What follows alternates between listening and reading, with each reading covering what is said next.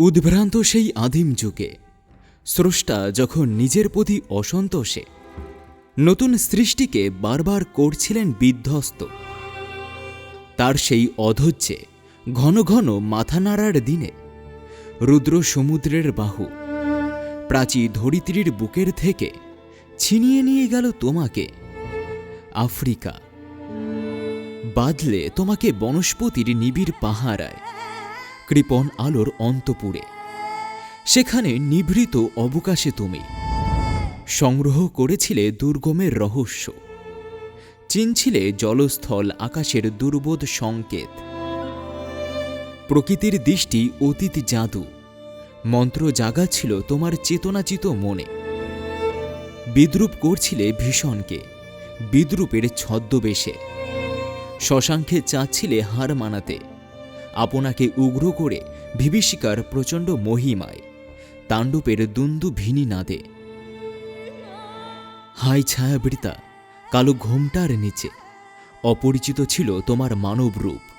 উপেক্ষার আবিল দৃষ্টিতে এলো ওরা লোহার হাতকড়ি নিয়ে, নখ যাদের তীক্ষ্ণ তোমার নেকড়ের চেয়ে। এলো মানুষ ধরার দল, গর্বে যারা অন্ধ তোমার সূর্যহারা অরণ্যের চেয়ে। সভ্যের বর্বর লোভ নগ্ন করল আপন নির্লজ্জ অমানুষতা। তোমার ভাষাহীন ক্রন্ধনে বাষ্পকুল অরণ্যপথে পঙ্কিল হল ধূলি তোমার রক্তে অশ্রুতে মিশে। দস্যুপায়ের কাটামারা জুতোর তলায় বিভৎস কাদার পিণ্ড চিরচিহ্ন দিয়ে গেল তোমার অপমানিত ইতিহাসে।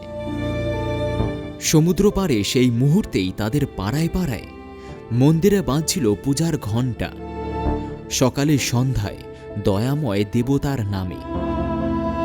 শিশুরা খেলছিল মায়ের কোলে, কবির সঙ্গীতে বেজে উঠছিল সুন্দরের আরাধনা।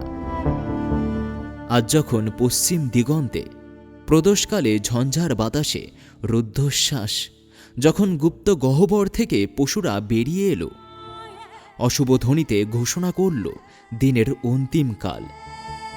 এসো যুগান্তরের কবি, আসন্ন সন্ধ্যার শেষ রশ্মিপাতে দাঁড়াও ওই মানহারা মানবীর দ্বারে। বলো ক্ষমা করো হিংস্র পোলাপের মধ্য, সেই হোক তোমার সভ্যতার শেষ পুণ্যবাণী।